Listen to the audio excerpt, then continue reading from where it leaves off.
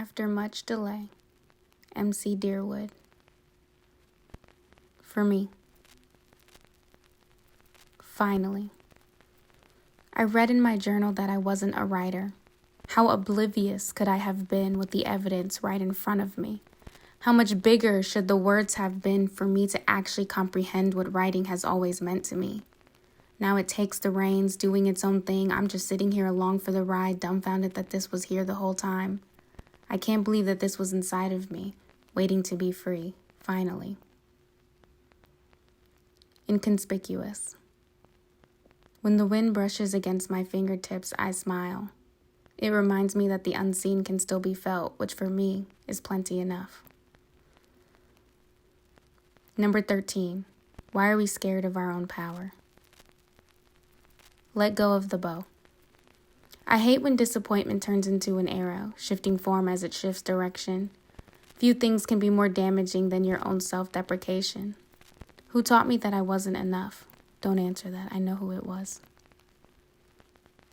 Show yourself the compassion you excessively give away to others. A reminder. Voice recorder notes. Don't doubt your fire. It's just a weird feeling to believe in yourself while simultaneously having so much doubt. It's so hard to have these coexist. Why are you even fronting? Why are we even talking about this? I don't want to do this. Stay hidden. I'm scared of the recognition that comes with success. My sister told me, you can't hide from this. Fuck. That's why I'm self-sabotaging. This shit is scary. Crazy how wide a comfort zone can be. A comfort zone doesn't actually have to be comfortable. It's just a zone that you're used to, and stepping out of it is terrifying because according to your brain, the unknown is scarier than whatever anguish you feel now in your dissatisfaction. Late bloomer. I bloomed late, according to the rest of society, a structure that is built to hate every single part of me.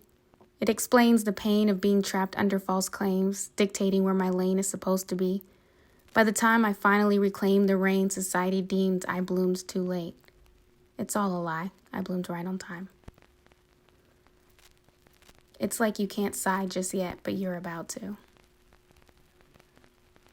Number 4. When do explanations become excuses? It's not a compliment. I'm having a tough time. I feel like it's constantly an up and down process.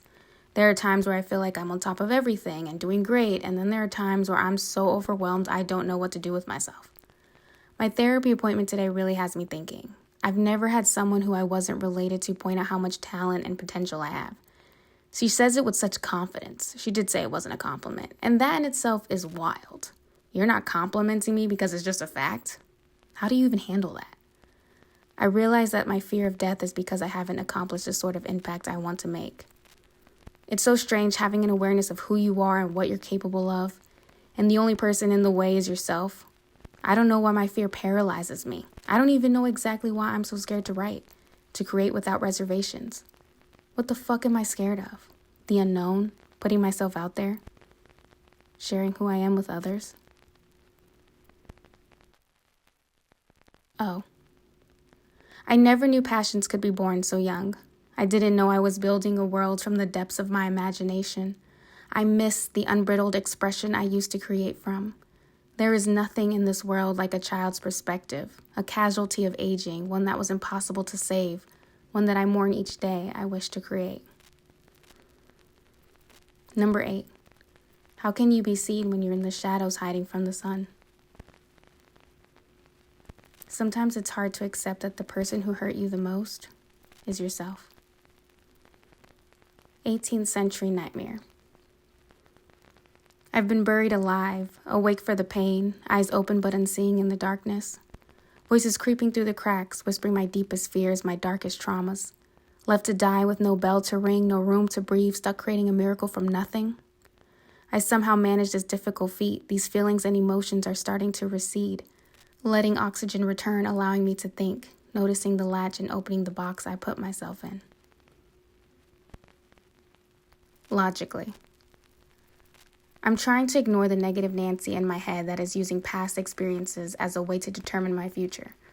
Logically, I can't use the past as any kind of hypothetical for my future because I lacked what I now have.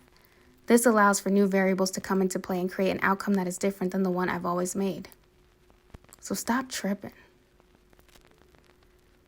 Number 18. What is considered enough?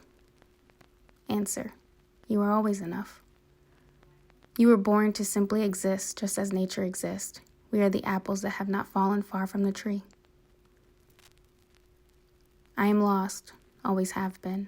My mind is not of this world, even if my body is. Disconnected. I've been disconnected, unplugged, wires crossed, from my mind above and my mind below, separate from my earthly existence, too many pathways I can go. Which way do I turn? I'm lost, always lost, but am I, if nowhere is always where I'm meant to be, for me at least? I am nothing but what I need to be, something I haven't connected until recently, upset that the lights are off, forgetting that I am the dark, and there is nothing to be afraid of. Translation needed. Traded my mask for another to block my expressive face from the world, even though there are thousands, millions of poems, stories, songs about emotions reflected in eyes. There's no one on this earth that's learned to read mine. So far, anyway. Number 19. Who did you think you needed to be loved? I'm sorry that you were lied to. You ready? It sort of clicked one day. It's weird. I didn't ruminate on it for too long, but immediately realized, oh, this makes sense. It's like my subconscious was doing all the work, then presented it to me when I was ready. I don't know really, but what I do know is that I've never felt completely like either, so they just seemed to encompass all of me, the parts that don't fit into either category. I'm just me trying to live their best life in whatever way that happens to look like. They feels like freedom. I want to be free within myself so that outwardly the only thing left is authenticity. Floating visions.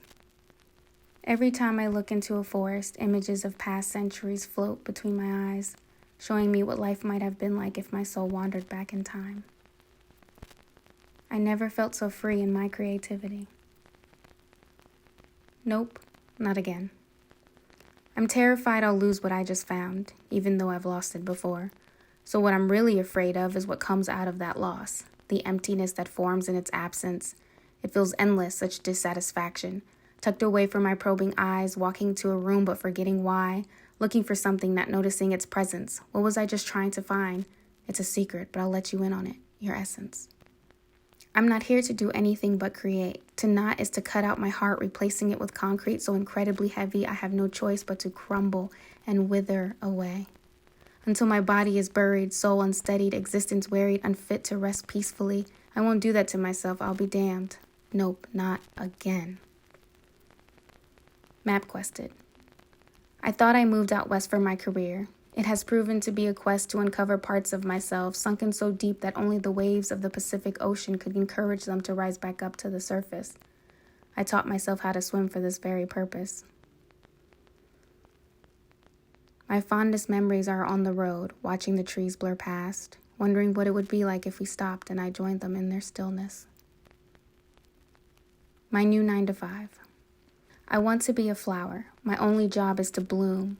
Wouldn't that be lovely for the world to recognize my beauty, shared briefly, a lovely reverie? After that, the only thing left is a sweet memory. Pelo de bruja. I wish I would have known sooner. The power I had in every curl, every coil that was on top of my head. The lies that were told to my mother then to me, passing on anti-blackness through the Latina community. Labeled pelo de bruja, unwanted touches and pulls. Greetings with nappy hair rather than, hey, what have you been up to? Hidden attacks under disguised light tones, a chuckle after, as if those two things would ease the hatred that was building inside of me for something I was blessed with naturally. A combination of all my heritage sits atop my head. African, Taino, unfortunately Spanish. We know why. A bit of others sprinkled in there too. How could I be ashamed of this crown, a sign of my ancestors' resistance? They hate to see it, and that's what it boils down to. Nature doesn't make mistakes, but people sure do. Carvings. I constantly compare myself to others, equating my raw form to one that has been edited, expected to conform to what society has deemed perfect. I hate these feelings of inadequacy carved within me. From a knife I no longer carry, an heirloom I was forced to bury, shoved in my chest by my parents, given to them by previous ancestors, received from their master who disguised it as treasure, salvaged from the mother who birthed them. Instead, it was the reason she was no longer there to hold them, to pass down her wisdom. Had she lived, what words would be carved in me instead? I always wonder. Words are not enough. I used to need to know who I thought I was. What words would you use to describe yourself? I would struggle thinking I was an idiot, not knowing who I was. Who does this? I don't want this person to create a profile of who I am before I can show them. There is not one word or definition that can encompass the entirety of my being. Instead, I think about what I want to do, how I treat people. That makes up more of me than any adjective or noun I can possibly think of. Are we not what we do, what we say, how we love, what we hate? I am not bound by the words the human mind creates. There is no other way to describe me than to experience me. Number 1, do I not deserve to be handled with care? We all do, especially from ourselves. A bit about me. This is me, but as a separate entity that allows me to express myself authentically. I am someone who hides, but I am also someone who grows. So here we are, a product of both. I'm also someone who loves random facts, nerds out on history and art just the same. I love to just be, but struggle with it too. Oh, and I also edit videos. That's some of me. I hope you have and will continue to discover some of you too. What thoughts shall we explore today? MC Dearwood.